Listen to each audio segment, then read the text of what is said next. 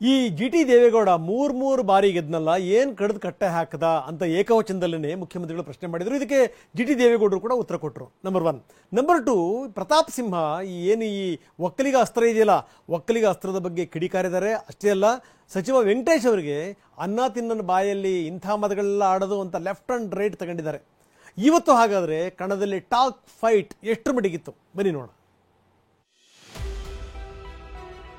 ಪ್ರತಾಪ್ ಸಿಂಹ ಪಾಪ ನಮ್ಮ ಸಮಾಜದವನೇ ಆಗಿದ್ದ, ಅವನಿಗೂ ಟಿಕೆಟ್ ತಪ್ಪಿಸಿದ್ರು ದೇವೇಗೌಡರಿಗೆ ಬೆಳೆಸುವ ಗುಣ ಇದೆ, ಬೀಳಿಸುವ ಗುಣ ಇಲ್ಲ. ಬಿಜೆಪಿಯವರು ಹೇಳಿರ್ಬೇಕು, ಲಕ್ಷ್ಮಣ್ ಒಕ್ಕಲಿಗನೇ ಅಲ್ಲ, 100ಕ್ಕೆ 200% ಒಕ್ಕಲಿಗ. ಯಾವಾಗ ಒಕ್ಕಲಿಗ ಆದಪ್ಪ ನೀನು? ಮಾತಿನ ಸಮರ, ವಾಕ್ ಪ್ರಹಾರ, ದಾಳಿಗೆ ಪ್ರತಿ ದಾಳಿ. ಲೋಕಸಭೆ ರಣಕಣ ಮಾತಿನ ಯುದ್ಧ ಭೂಮಿಯಾದಂತಾಗಿದೆ.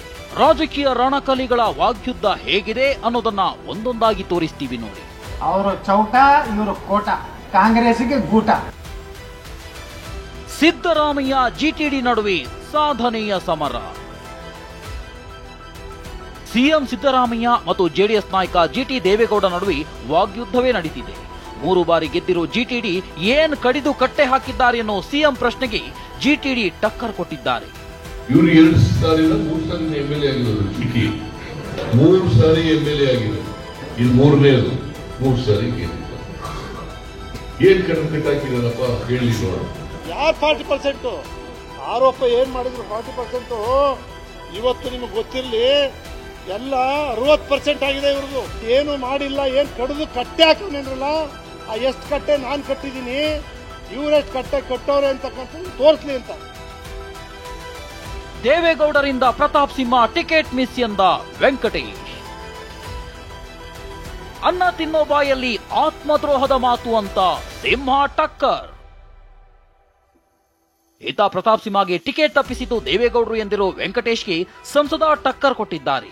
ಅನ್ನ ತಿನ್ನೋ ಬಾಯಲ್ಲಿ ಆತ್ಮದ್ರೋಹದ ಮಾತು ಅಂತ ಕಿಡಿಕಾರಿದ್ದಾರೆ. ಪ್ರತಾಪ್ ಸಿಂಹ ಟಿಕೆಟ್ ತಪ್ಪಿಸಿ ಯದುವೀರ ನಿಲ್ಸಕ್ಕೆ ದೇವೇಗೌಡರು ಕಾರಣ. ಪ್ರತಾಪ್ ಸಿಂಹ ಪಾಪ ನಮ್ಮ ಸಮಾಜದವನೇ ಆಗಿದ್ದ, ಅವನಿಗೂ ಟಿಕೆಟ್ ತಪ್ಪಿಸಿದ್ರು ದೇವೇಗೌಡರು. ಅನ್ನ ತಿನ್ನುವಂತ ಬಾಯಲ್ಲಿ ಆತ್ಮದ್ರೋಹದ ಮಾತುಗಳನ್ನಾಡಿದ್ದಾರೆ. ದೇವೇಗೌಡರಿಗೆ ಬೆಳೆಸುವ ಗುಣ ಇದೆ, ಬೀಳಿಸುವ ಗುಣ ಇಲ್ಲ. ಮೈಸೂರು ಕೊಡಗು ಕಣದಲ್ಲಿ ಒಕ್ಕಲಿಗ ವಾರ್. ಮೈಸೂರು ಕೊಡಗು ಕಣದಲ್ಲಿ ಒಕ್ಕಲಿಗ ವಾರ್ ಜೋರಾಗಿಯೇ ಇದೆ. ಲಕ್ಷ್ಮಣ್ 100ಕ್ಕೆ 200ರಷ್ಟು ಒಕ್ಕಲಿಗ ಎಂದಿರೋ ಸಿಎಂ ಸಿದ್ದರಾಮಯ್ಯಗೆ ಪ್ರತಾಪ್ ಸಿಂಹ ತಿರುಗೇಟು ಕೊಟ್ಟಿರೋದು ಹೀಗೆ. ಬಿಜೆಪಿಯವರು ಹೇಳಿರ್ಬೇಕು, ಲಕ್ಷ್ಮಣ್ ಒಕ್ಕಲಿಗನೇ ಅಲ್ಲ, ಲಕ್ಷ್ಮಣ್ 100ಕ್ಕೆ 200% ಒಕ್ಕಲಿಗ. ಅವ ಇದ್ದಕ್ಕಿದ್ದಾಗೆ ಒಕ್ಕಲಿಗ ಆಗಕ್ಕೆ ಹೋಗಿದ್ದಾನೆ. ಯಾವಾಗ ಒಕ್ಕಲಿಗ ಆದಪ್ಪ ನೀನು? ಯಾವ್ದೋ ಸರ್ಟಿಫಿಕೇಟ್ ಇಟ್ಕೊಂಡು ಎಲ್ಲಿಂದ ತಗೊಂಬಂದಿ ನೀನು? ಹಿಂದೆ KSYನಲ್ಲೆಲ್ಲ ಕೊಡ್ತಾ ಇದ್ರು ಸರ್ಟಿಫಿಕೇಟ್ಗಳು, ಆ ಥರ ಸರ್ಟಿಫಿಕೇಟ್ ಇಟ್ಕೊಂಡು ಬಂದು ತೋರಿಸ್ತಾ ಇದೆಯಾ?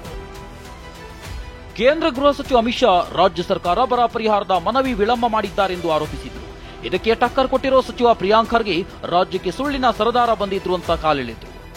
ಈ ಮೊಬೈಲ್ ಸುಳ್ಳನ್ನ, ಈ ಮಿನಿಸ್ಟ್ರಿ ಆಫ್ ಡಿಸ್ಇನ್ಫಾರ್ಮೇಶನ್ ನಡೆಸ್ತಾ ಇದೆ ಅಮಿತ್ ಶಾ, ಇದನ್ನ ನಾವು ಎಕ್ಸ್ಪೋಸ್ ಮಾಡ್ತೇವೆ.